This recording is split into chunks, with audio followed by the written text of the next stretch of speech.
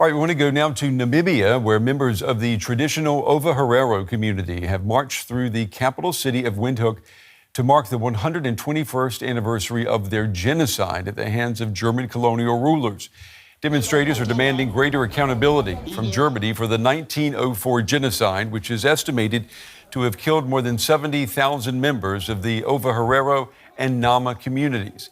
In 2021, Germany agreed to pay more than €1 billion in reparations to Namibia to be delivered in installments. Diane Hawker is DW's correspondent for Southern Africa. She joins us now from Johannesburg. Diane, it's good to see you. What are the protesters demanding this year? Well, really, the protesters are saying nothing about us without us, essentially. And they feel that even though there has been some recognition from the German government, as well as that agreement to make a payment for reparations, that the wording around that agreement doesn't go far enough to give recognition to what happened to those communities. And they're also concerned about the level of inclusion in the process. They felt that the government kind of took over the process, the Namibian government, in conjunction with the German government, and that there was a need for the communities to really give more input on what the deal should entail. Brent. Well, Germany, we understand, has already officially agreed to pay reparations, about €1.1 billion. Why is there still a feeling that there is not enough accountability?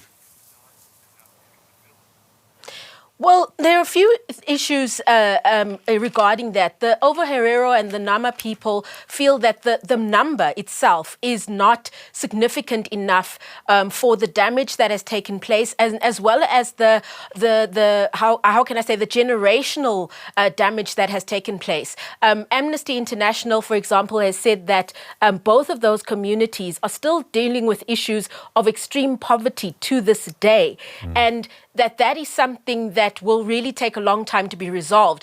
Outside of the number, there's also a feeling that Germany hasn't been as explicit as it should have been in admitting that there's a responsibility to these communities more directly and not just generally to the people of Namibia. And Diane, in what ways does the memory of the genocide shape the collective identity and consciousness of the Ovaherero and Nama communities today?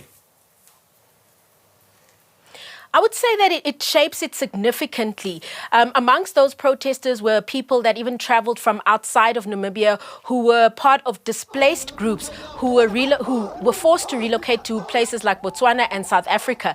So even in their geography, where they're able to live, it has really impacted these groups. They also, haven't been able to access some of their ancestral burial grounds as a result of this genocide, because in the process of that, those who remained had to move to other areas. So they really feel that there's a need to look at their concerns collectively and really make sure that whatever reparations do take place are not only looking at a number, but looking at how their lives can be improved and how some of these concerns about land ownership can really be resolved.